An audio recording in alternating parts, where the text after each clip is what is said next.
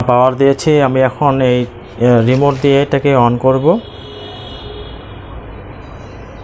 এখানে অন করছি, কোনো পাওয়ার আসছে না, কিন্তু কোনো লাইট জ্বলছে না। এখানে মডেল নাম্বার হচ্ছে UA32T4400AR। আমরা এখন এখানে দেখব কি খারাপ আছে। আমরা প্রথমে স্টেপ বাই স্টেপ সব কিছু মেপে দেখব। এখানে ভোল্টেজগুলো কি অবস্থায় আছে আমরা এখন দেখে নিচ্ছি। এখানে এই ভোল্টেজটা পাচ্ছি আমরা 100 ভোল্টেজ পাচ্ছি। এখানে 100 ভোল্ট। আমরা এটাতে ভোল্টেজ একটা পাচ্ছি, কিন্তু মিটারে ব্লিঙ্কিং করছে, মানে পাওয়ারে কোনো কিছু খারাপ থাকলে বা আউটপুটে চপারে আউটপুটে কোনো কিছু খারাপ থাকলে এরকম করবে। আমরা এখন এখানে দেখে নিচ্ছি কি খারাপ আছে। এবার আমরা এখন ব্লিঙ্কিং করছে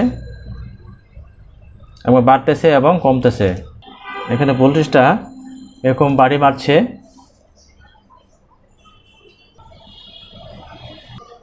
এখানে কোনো ভোল্টেজ নেই, 0 ভোল্টেজ দেখাচ্ছে এখানে। তাহলে আমাদের এখানে চপারের এই সাইড ঠিক আছে। আমরা এখন এই আউটপুট চপারের আউটপুটে এখানে কোনো কিছু খারাপ থাকলে এই সাইডটাতে কোনো কিছু খারাপ আছে বলে এরকম অবস্থা হচ্ছে। আমরা অফ করে দিচ্ছি।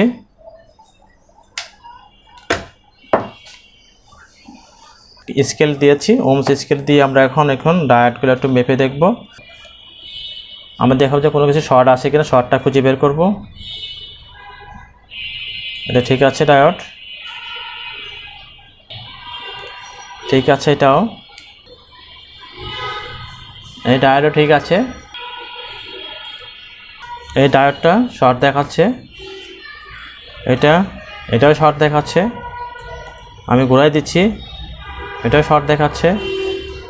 এটা ঘুরাই দিচ্ছি, এটাও শর্ট দেখাচ্ছে। তাহলে এই দুইটার ভিতরে যে কোনো একটা খারাপ থাকতে পারবে, বা দুইটাই খারাপ আছে এই ডায়োড দুইটা।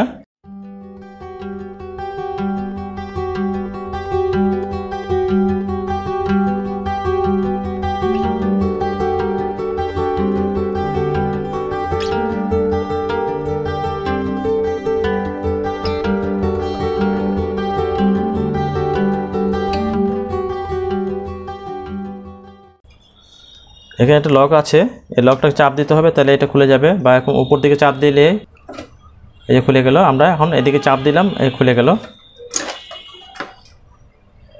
আমরা এই যে খুলে ফেলছি। এখন কি করব, এখানে এই যে দুটো ডায়োড আছে, এই ডায়োডগুলো শর্ট দেখাচ্ছিল। আমরা এখন এই দুটো খুলবো। এভাবে আমরা প্রত্যেকটা ডায়োড এভাবে টাচ করে নেব, সোল্ডারিং করে নেব, তাহলে হবে তাড়াতাড়ি খুলবে ভালো।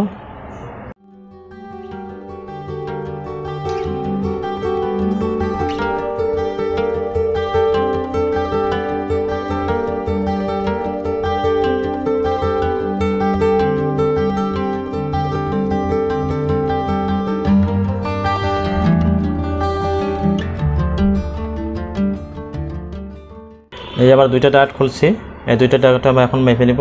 এটা হচ্ছে কালো, এইদিকে ধরতে হবে, লালটা এই পাশে ধরতে হবে। এটা শর্ট দেখাচ্ছে প্রথমেই আমরা পেয়েছি। আমরা এটা ঘুরাই দেব। ডায়োড হচ্ছে একদিকে শুকোবে, আরেকদিকে শুকোবে না, এটা শর্ট ডায়োডটা। আমরা এটা মাপি, এটা ওমস দেখাচ্ছে। আবার ঘুরিয়ে দেব, মিটারে শো করছে না, মানে এটা ভালো আছে। কারণ এই দুইটা ছিল এখানে, এই দুইটা ডায়োড যখন নষ্ট হবে, কারণ এই দুইটাই চেঞ্জ করতে হবে। একটা চেঞ্জ করলে ভালো হয় না, দুইটা চেঞ্জ করে দিলে আমরা নতুন একটা কিনে লাগাইয়া দেব। এটা পরিবর্তে আমরা এখন এই দুটো ডায়োড আমরা এখন ব্যবহার করব। এই ডায়োডগুলো আমরা এখানে ব্যবহার করব।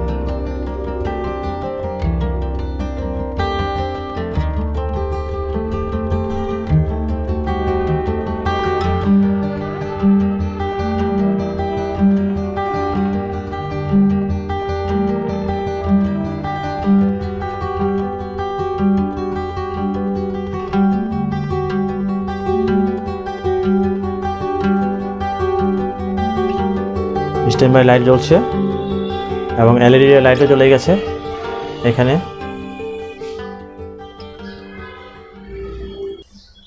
এবং ঠিক হয়ে গেছে। এর ভোল্টেজগুলো মেপে দেখব আমরা এখন। আমরা এখানে ভোল্টেজ আগে পাইনি, এখন আমরা এখানে ভোল্টেজটা মাপবো। এখানে 15 ভোল্ট পেয়েছি, এখানে আমরা পেয়েছি 15 ভোল্ট। শর্ট ছিল বলে এই ভোল্টেজটা পাওয়া যায়নি। এখানে ভোল্টেজ ব্লিঙ্কিং করতো, কিন্তু এখন আর ভোল্টেজ ব্লিঙ্কিং করছে না, এখন সব ঠিক আছে। এখানে ভোল্টেজ ব্লিঙ্কিং করতো কিন্তু এখন আর করছে না, এখন স্থির হয়ে গেছে ভোল্টেজটা, এখন সম্পূর্ণ ঠিক আছে। এভাবে পাওয়ার সাপ্লাই ঠিক করতে পারলাম। আমার এই ভিডিওটা যদি ভালো লেগে থাকে লাইক এবং শেয়ার এবং সাবস্ক্রাইব করে রাখবেন এবং ইজি টেক বিষয়ের সাথে থাকবেন।